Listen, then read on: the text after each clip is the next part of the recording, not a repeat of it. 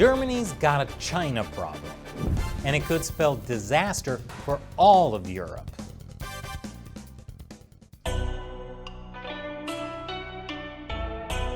Welcome to China Uncensored, and I'm Chris Chappell. Germany has a China problem, a big one.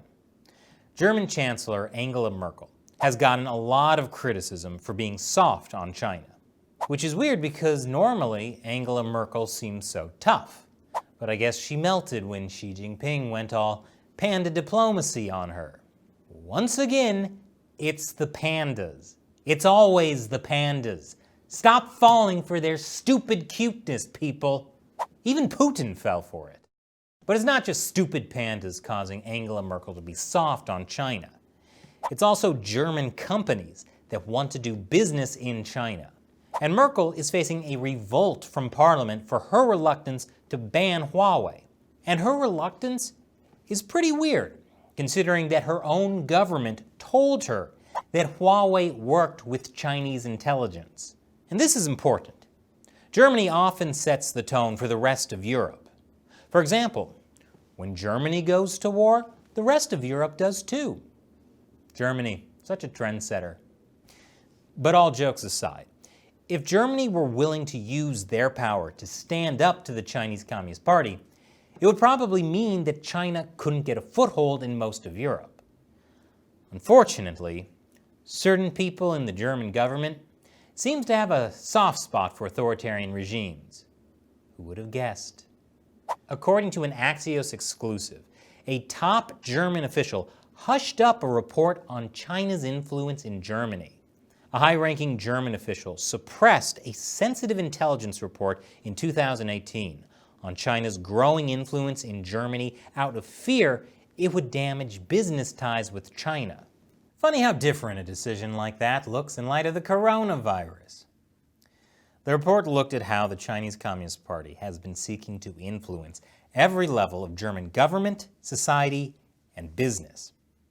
The report probably should have taken a closer look at the unnamed German official who suppressed the report. Now, according to Axios, Merkel did see the report. And there's a reason why some segments of the German government have been so reluctant to ruffle China's feathers. The former German ambassador to China said Germany depends on exports to a high degree, and that gives business a large influence. Business representatives talk to the government and are used to being listened to. For example, Germany's largest telecom is 32% state-owned. And guess what? It relies heavily on Huawei technology. And it has lobbied strongly against any action that would make it harder for it to roll out 5G. The Ministry of Economic Affairs, often eager to defend the interests of German industry, has backed the firm. Volkswagen has had to defend its operations in China's Xinjiang, where there's been a lot of ethnic slave labor being used. I knew there was a reason Hitler liked the Volkswagen, but somehow I don't associate the Volkswagen bug with genocide. That's good marketing. Volkswagen has actually been in China since the 1980s, which shows how long Germany has had economic ties with the Chinese Communist Party. Germany's big industrial companies, including engineering behemoth Siemens, car giant Volkswagen, and chemical maker BASF, were among the first Western companies to make big bets on China in the 1980s.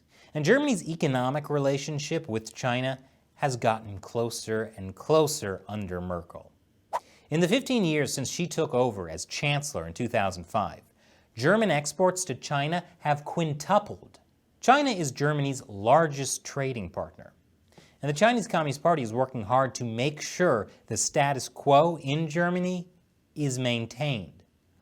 Huawei even wants to set up a media outlet in Germany. The Chinese technology company is looking for an editor-in-chief to lead Huawei's news offering in Germany. I wonder how Huawei News will report on German-China relations and Huawei. That's crazy. That's like Verizon setting up a news office in America. If Verizon were headquartered in Pyongyang. Can you hear me now? Now, all this doesn't mean that Germany has completely ignored China's human rights issues. They do talk about them. Merkel has even met with the Dalai Lama, twice. But while the German government is willing to occasionally criticize the Chinese Communist Party, they're not going to stop doing business with them.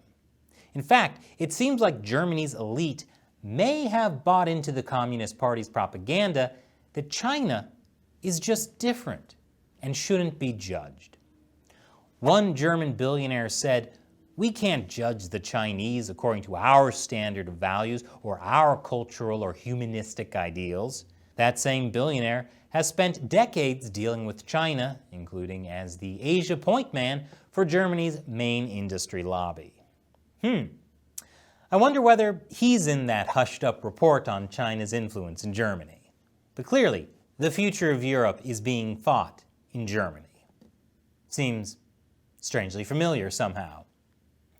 And now it's time for me to answer a question from one of you, a fan who supports China Uncensored on the crowdfunding website Patreon.